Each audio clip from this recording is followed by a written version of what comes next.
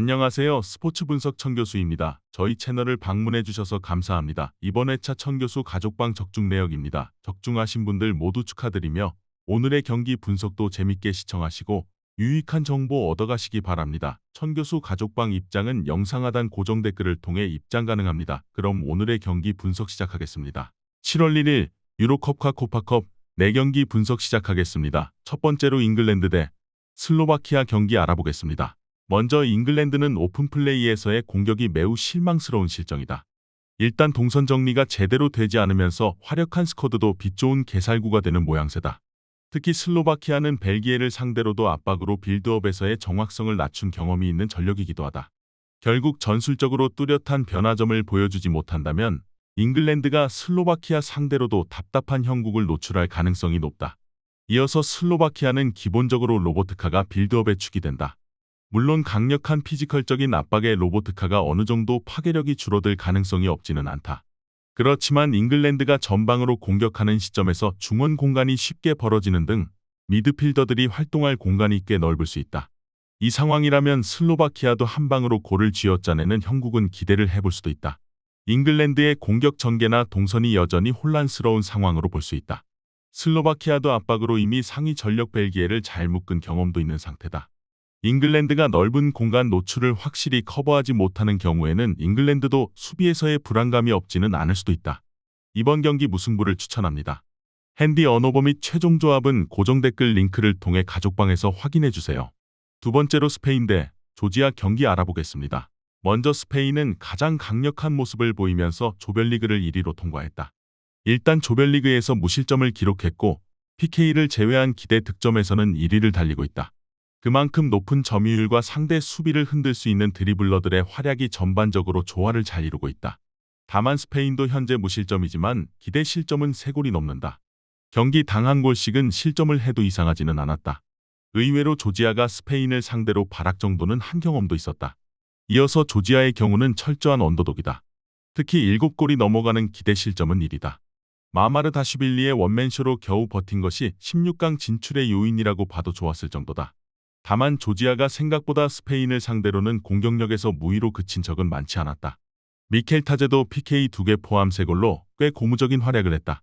조지아가 스페인을 유로 예선에서 만난 적이 있었는데 당시에도 무득점은 없었다. 스페인이 보여주는 현재 경기력에는 틈이 잘 보이지 않고 있다.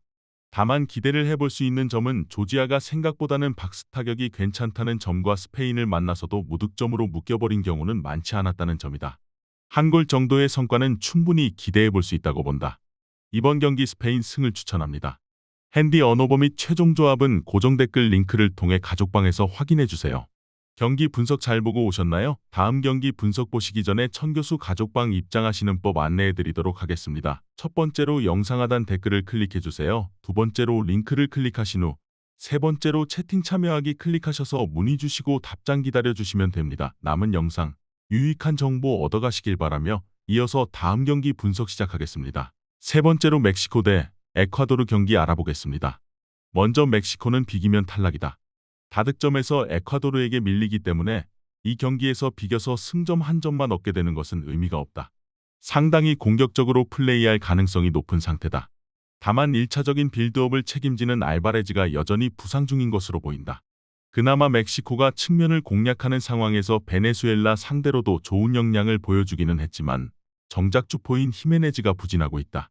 특히 에콰도르의 잠그기 역량이 만만하지 않다. 이어서 에콰도르는 자메이카 상대로 다득점에 성공했다. 따라서 이 경기에서 비기기만 해도 토너먼트 진출이 가능하다. 물론 멕시코가 라인을 올리고 돌파를 하려는 상황에서 에콰도르가 한 방의 역습을 기대할 여지는 있겠지만 무리하지는 않을 것으로 보고 있다. 일단 발렌시아도 1차전 퇴장의 징계가 남은 상황이다.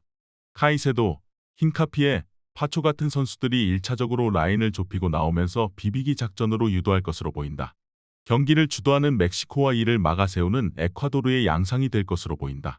다만 멕시코가 측면에만 의존하는 상황에서는 상대의 낮은 라인을 돌파하는 데 한계가 있는 모습이다. 에콰도르가 오히려 역습 상황을 맞이해서 한 방을 날리는 식으로 이득을 챙길 수도 있을 텐데 크게 무리하지 않을 것으로 보인다. 이번 경기 무승부를 추천합니다. 핸디 언어버 및 최종 조합은 고정 댓글 링크를 통해 가족방에서 확인해 주세요. 마지막으로 자메이카 대 베네수엘라 경기 알아보겠습니다. 먼저 자메이카는 이미 탈락이 확정이 되었다. 일단 자메이카도 유종의 미를 거두는 것 말고는 별다른 의욕이 없는 상황이다. 다만 베네수엘라가 3차전이라고 해서 로테이션이나 공격적인 성향을 보여주지 않을 가능성이 높다는 점이 아쉽다.